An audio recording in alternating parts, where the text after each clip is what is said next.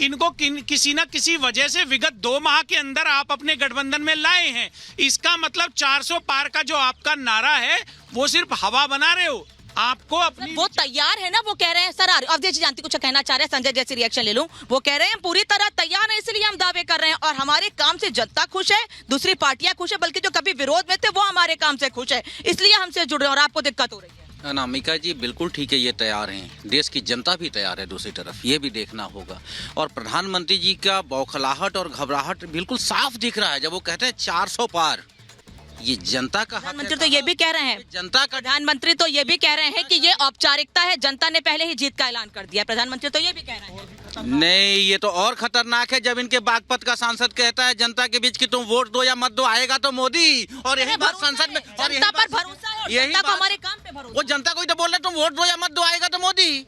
जनता में बोल रहे हैं, जनता की सभा में बोल रहे हैं उनके सांसद। तो इसका मतलब मोदी जी ने कॉन्फिडेंस दे दिया है सबको, तुम चिंता मत करो, हम तो तुमको जिता के देंगे यहीं से। ये दुर्भाग्यपूर्ण है। लेकिन मैं स्पष्ट रूप से यदि चुनावी माहौल है, मैं इस पे बात करना चाहता हूं अनामिका जी कि चुनाव देश में देश के अहम मुद्दों पे होने चाहिए। उसमें महंगाई है, बेरोजगारी है। सर मुद्दों की बात करेंगे, अवधेश जी भी कुछ कह रहे हैं, प्रेम जी भी मेरे साथ है, लेकिन इस बीच एक बड़ी खबर आपको बता दें, समाजवादी पार्टी ने 5वीं लिस्ट जारी की है। धर्मेंद्र यादव आजमगढ़ से चुनाव लड़ेंगे।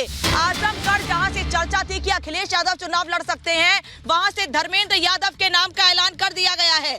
और नोएडा से डॉक्टर महेंद्र नागर को समाजवादी पार्टी ने टिकट दिया है। अब आजमगढ़ में क्या हो गया, बार बार सवाल यही उत्तर प्रदेश से उठ रहा है कि आखिर ऐसा क्या हो गया है कि आजमगढ़ से अखिलेश यादव चुनाव नहीं लड़ना चाह रहे हैं। बीजेपी ने तो खुली चुनौती दे दी है, वहीं जो मौजूदा सांसद है वहां से निरहुआ ने भी चुनौती दी थी कि यहां से आके अखिलेश यादव चुनाव लड़के दिखाएं। मैंने जो काम किया है मैं उस भरोसे पर जनता के बीच जा रहा हूं और जनता अपना प्यार मुझे देगी फिर से। धर्मेंद्र जी आप बता दीजिए, सवाल अखिलेश यादव को लेकर हो रहे तो चुनाव नहीं लड़ रहे आजमगढ़ से।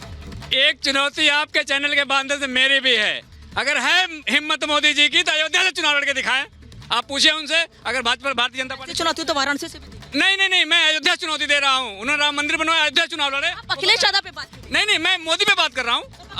नेता आपके अखिलेश जी हैं या मोदी जी? नहीं, मोदी जी कहाँ क्यों नहीं चुनाव लड़ना चाहते मुझे बताइए, अयोध्या चुनाव क्यों नहीं लड़ना चाहिए बताइए। आप भी बताइए, आजमगढ़ से अखिलेश यादव को चुनाव क्यों नहीं लड़ना? ये पार्टी नेतृत्व तय करेगा कौन कहाँ से चुनाव लड़ेगा। यही बात तो दूसरी नहीं बिल्कुल, वो तो उनके लिए एसयूपी है ना, वो तो कह रहे हैं हमने राम मंदिर बनवाया, हमने देश के लिए बहुत। प्रेम शुक्ला, प्रेम जी जवाब दीजिए इस पर। मैं सवाल पूछ रही हूँ अखिलेश यादव पर, लेकिन यहाँ जो समाजवादी पार्टी के प्रवक्ता वो कह रहे हैं प्रधानमंत्री अयोध्या से चुनाव लड़े। देखिए, काशी से चुनाव लड़ने का आदरणीय मोदी जी का संकल्प जो है वो पार्टी ने उस तय किया है, लेकिन जिसकी खुद अकेला व्यक्ति ही जो पार्टी है, जिसने अपने पिता को अपमानित करके पार्टी पर कब्जा किया हो, जिसने अपने चाचा को अपमानित किया हो, ऐसा व्यक्ति कह रहा है कि वो पार्टी नेतृत्व ने तय किया है। अखिलेश यादव के अलावा पार्टी नेतृत्व क्या है भाई सपा का? भारतीय जनता पार्टी का तो पार्लियामेंट्री बोर्ड है, भारतीय जनता पार्टी की तो सेंट्रल इलेक्शन कमेटी की मीटिंग होती है, समाजवादी पार्टी की आपने पार्लियामेंट्री बोर्ड देखी है मीटिंग होते हुए? उनकी सेंट्रल इलेक्शन कमेटी की मीटिंग कब हुई, जरा तिथि बता दें।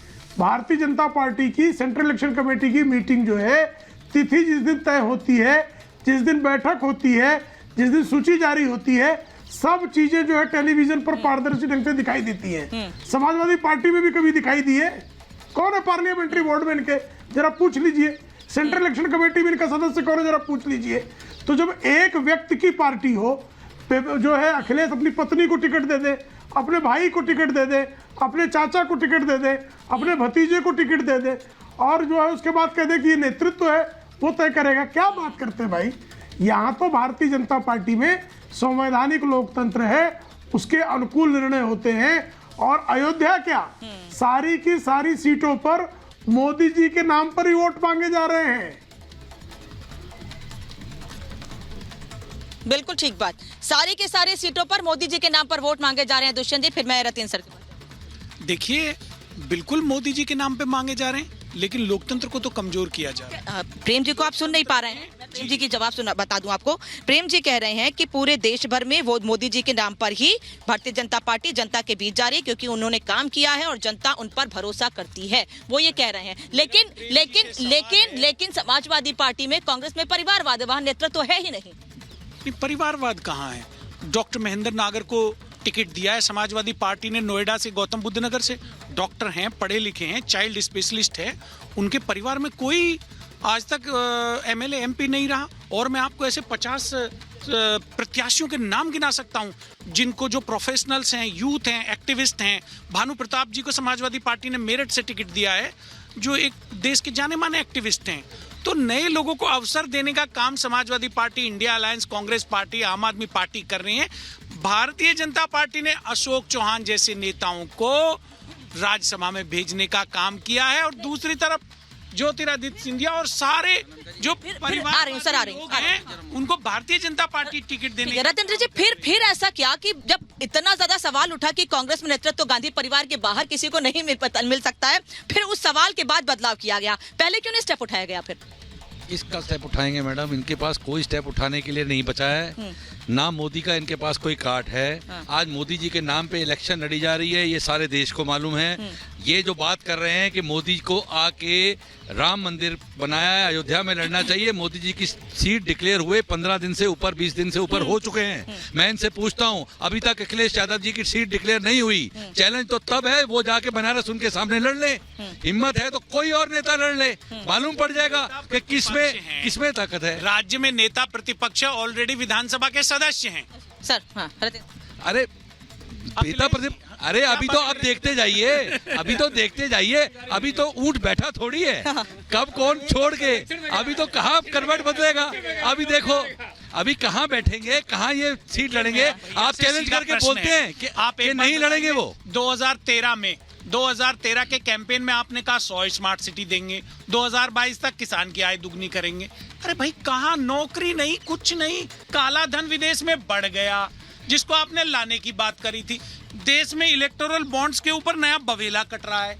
ऐसी खबरें आ रही है कि एक कंपनी, वो तो दुष्यंत जी, वो तो 300 करोड़ रुपया सालाना घाटा, दुष्यंत जी, वो तो 330 करोड़ रुपया चंदा देती है। अरे भाई, ऐसा कौन सा मैकेनिज्म आपने बना दिया? ऐसा आपके अंदर कौन से सुरखाब के पर लगे हुए हैं? मैडम, हम तो एक बात कहेंगे कि 20 करोड़, केवल 20 करोड़ के हिसाब से अगर एवरेज लगाएं तो 300 एमपी है भारतीय जनता पार्टी के पास, तो 20 करोड़ की एवरेज आती है। जबकि बाकी पार्टियों की अगर आप लोगे, बाकी पार्टियों की लोगे ना, ठीक है। संजय मिश्रा, 800 करोड़, 80 करोड़ सर, एक एक करके खर्चा नहीं कर रहे, इलेक्ट्रॉल की बात कर रहे हैं, इलेक्ट्रॉल में बता रहे हैं। नहीं है आपके पास सर, रुक जाइए, मैं संजय जी से। बहुत सीरियस डिबेट है, क्योंकि चुनाव का मामला है। प्रेम जी का सवाल बिल्कुल वाजिब है कि नरेंद्र मोदी जी के नाम पे वोट मांगे जा रहे हैं देश में। उनके काम कहाँ चले गए? काम पे क्यों नहीं वोट मांगे जा रहे हैं? काम किया है तभी तो नाम चल रहा है। बात सुन लीजिए ना, वो काम उनका मैं गिना रहा हूँ, क्यों काम पे वोट नहीं मांगे जा रहे हैं। किसान सड़कों पे है, महिलाएं भटक रही हैं, नौजवान नौकरी पेशा के लिए घूम रहा है, कहीं कुछ नहीं है देश में। इसीलिए काम पर नहीं, नरेंद्र मोदी जी के जो आडंबर जो दिखाए गए ना, चेहरे बनाए गए हैं, अयोध्या के नाम पर वोट मांगे जाएंगे। नरेंद्र मोदी आप क्या कहना चाहते हैं? अयोध्या में काम नहीं हुआ है, आप क्या कह रहे हैं? अयोध्या में काम नहीं हुआ है। मैं ये कहना चाहता हूँ, अभी प्रेम जी से सवाल करिए, इनमें दम है तो महंगाई, बेरोजगारी, शिक्षा और स्वास्थ्य जैसे मुद्दों पे चुनाव लड़के दिखाएं। मैं कह रहा हूँ कि उनके चेहरे पे वोट मांग रहे हैं ना, दम है तो इस मुद्दे पे आए। और मैं कहता हूँ कि मैं इंडी गठबंधन के साथ, ये इंडी कहते हैं ना, ये इंडा गठबंधन में दम है, तो इंडिया गठबंधन के सामने इस मुद्दे पे मतलब आप